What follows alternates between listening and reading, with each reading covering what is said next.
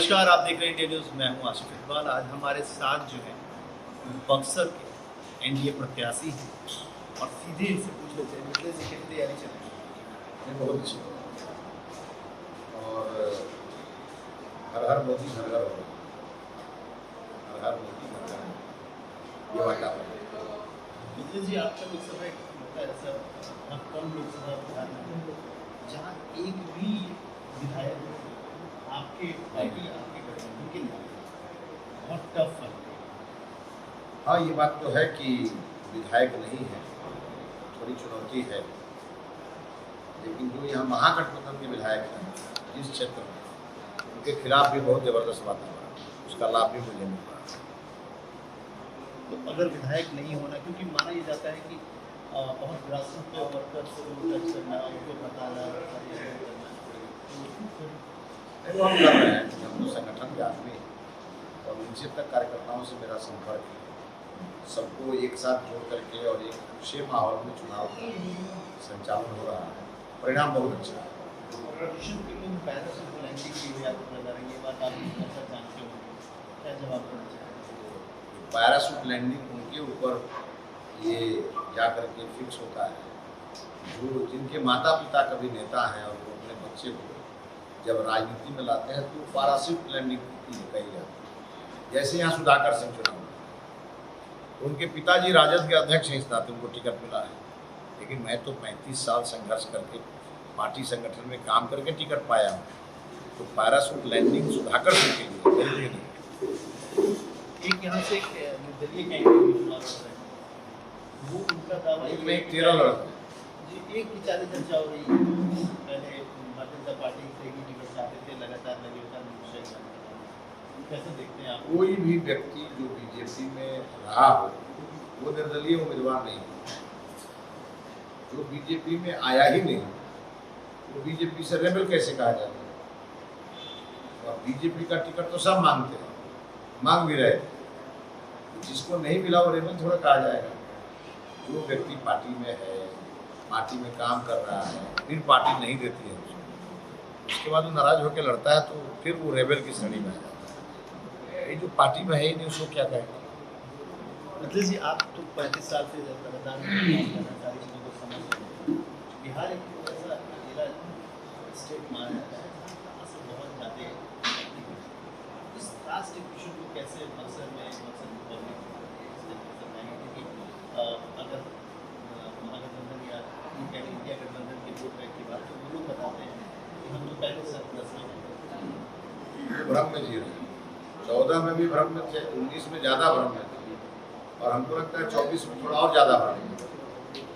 19 का क्या रिजल्ट आया सो आपको मालूम है, 24 को भी उसी प्रकार से रिजल्ट आया और वो कास्ट जोड़ते रहेंगे और हम समाज जोड़ करके जीते हैं, हम क्लास जोड़ करके जीते हैं।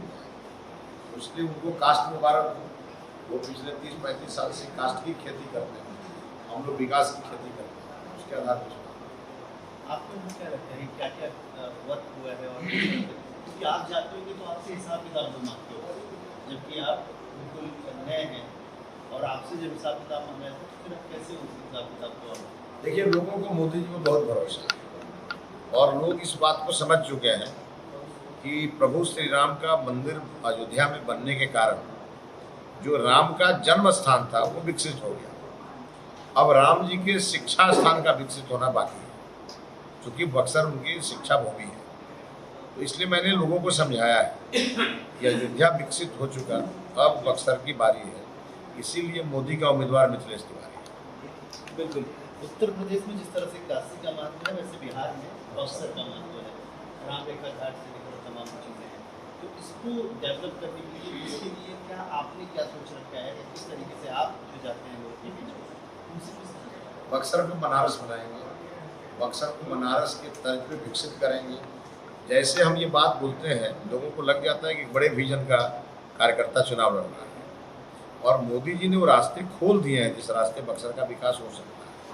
तो पूरी तरह से मैं संकल्पित हूँ, 5 साल में बक्सर का विकास 50 साल में जो नहीं हुआ होगा वो करने की तमन्ना है और उसको लेकर के हम पूरी तरह गंभीरता से काम करते हैं। जो हमने ग्राउंड में देखा, ये सवाल आपसे नहीं होना चाहिए, लेकिन आप बैठे इसलिए कि जो ग्राउंड में हम लोगों ने लोगों से बात की बहुत लोग, तो सबकी शिकायत की 10 साल के काम को लेकर है। मतलब कि जिस तरीके से हम लोगों ने प्रधानमंत्री को मान सम्मान इज्जत के साथ हमने ये सोचा था कि 10 साल में हमारे बक्सर का एक क्लब होगा, वो नहीं हो पाया, ऐसा लोगों का आरोप है।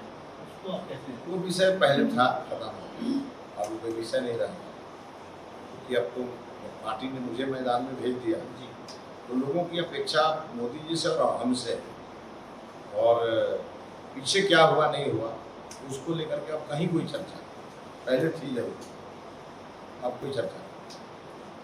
विधानसभा के विधायकों का असर आपके ऊपर नहीं होगा, आप ये तयशुदा आप मानते हैं कि अगर विधायक हुआ तो अलग अलग पार्टियों से हैं जो खासतौर पर इंडिया गठबंधन के अलायंस के तौर पर लोग देखे जा रहे हैं, मजबूत हो रहे हैं, वो आपके ऊपर कोई असर नहीं करेगा? नहीं कोई नहीं। मैंने तो कहा कि इतने अनपॉपुलर एमएलए हैं महागठबंधन में, उनका अनपॉपुलर होना हमारे लिए फायदा कर रहा है। क्योंकि अगर सड़कें नहीं बनी है बक्सर में तो इसका सीधा श्रेय जाता है यहाँ महागठबंधन के विधायकों को, जिन्होंने सरकार से मांग नहीं किया। जितना भी इंफ्रास्ट्रक्चर आज कम दिख रहा है बक्सर में, वो सब इन लोगों के कमी के कारण है, और इस बात को जनता बखूबी जानती है। इसी नाते वो विधायक उनका होना कोई ऐसा नहीं है कि मेरे लिए कुछ ऐसा चीज़ है कि जिसको हम फुलफिल नहीं कर सकते। जी एक सवाल दोबारा मैं पूछना चाह रहा हूँ, वो बार बार वो यहाँ जो कार्यकर्ता है खासतौर पे कानून मिश्रा की बात करें तो वो ये कह रहे हैं कि मैं मोदी जी की बहुत मान सम्मान बहुत इज्जत करता हूँ, मैं मोदी जी की बात करता हूँ, मोदी जी मेरे, तो ये बड़ा लोगों में एक बड़ा कन्फ्यूजन है कि ये ऐसा क्यों? क्योंकि जो मोदी जी के लिए नहीं लड़ता हो, तो उनकी पार्टी से भी नहीं हो, अगर वो इस बात को कह रहा है तो आपके लिए मोदी जी का नाम ले लेकर कितने सुपारी किलर निकले हुए हैं मार्केट में, और वो सब आरजेडी से सुपारी लिए हुए मोदी के कैंडिडेट को हराने की। और चालाकी इनकी देखिए, एक तरफ बीजेपी का वोट भी काट रहे हैं और दूसरी तरफ मोदी जी का नाम भी ले रहे हैं। दिन में जो है सो पीला गमछा उड़ते हैं, शाम को जाकर के हरा गमछा उड़ देते हैं। इन सब को जनता पहचान चुकी है और इन सब का बढ़िया से दवाई जनता करने वाली है। क्या आप देख लेंगे 1 तारीख।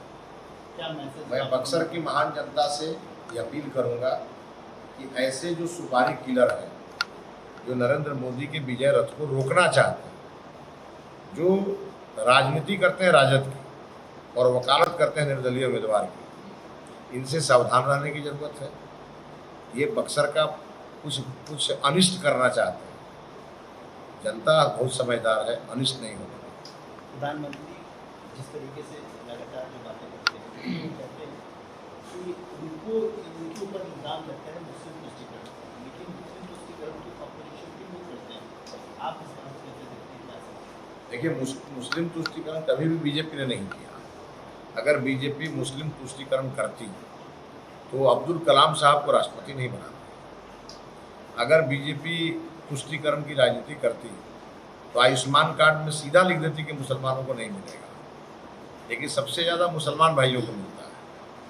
अगर मुस्लिम को तुष्टीकरण में के मामले में मैं ये कह सकता हूँ कि कांग्रेस ने जितना शोषण मुस्लिम का किया, ये सच्चर कमेटी की रिपोर्ट चीख के कहती है कि मुसलमान भाइयों का वोट कांग्रेस ने खूब लिया, लेकिन किया कुछ नहीं। और बीजेपी लगातार काम करती है, कहती नहीं है।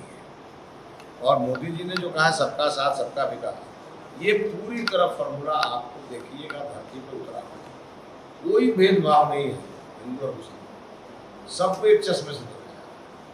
आप औरतों से जब मिलते हैं, जब आप ग्राउंड में जाते हैं, उनका क्या रिएक्शन होता है? वो आपसे जब मिलती हैं वो तो मोदी जी को भगवान मानते हैं। महिलाएं जो है और अति पिछड़ा समाज, ये पूरी तरह मोदीमय है, बाकी किसी का नाम सुनना नहीं चाहता।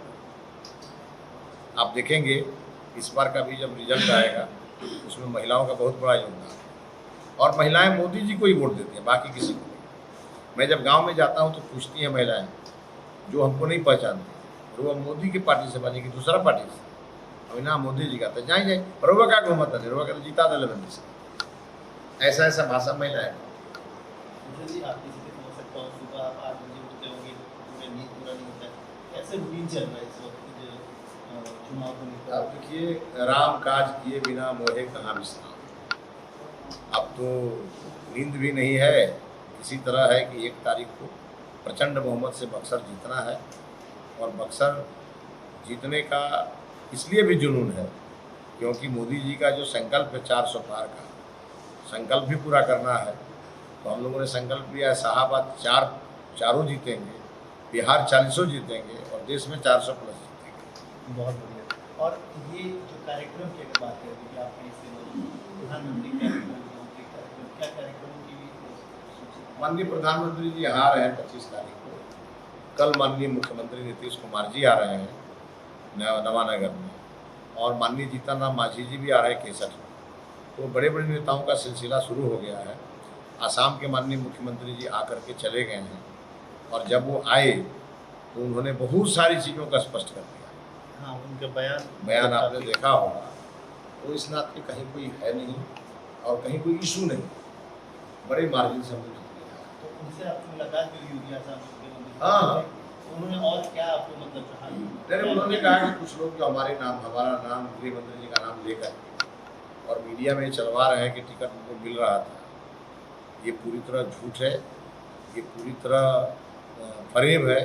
ये सब मुख्यमंत्री जी ने स्वयं कहा, इसलिए उस पर हमको कोई टिक्का टिप्पणी करना नहीं है। मैं ये जरूर जानता हूँ कि कई लोग ऐसे हैं जो राजनीति के माध्यम से मेवा खाना चाहते हैं, और फील्ड में मेवा खाए तो काम नहीं चला, और राजनीति के माध्यम से मेवा खाने चला। देखिए, मेरी तो उनके प्रति शुभकामना है। बक्सर की आवाम को क्या कहेंगे? बक्सर की महान जनता को यही कहेंगे कि यह लोकसभा का चुनाव राम वर्ष में हो रहा है।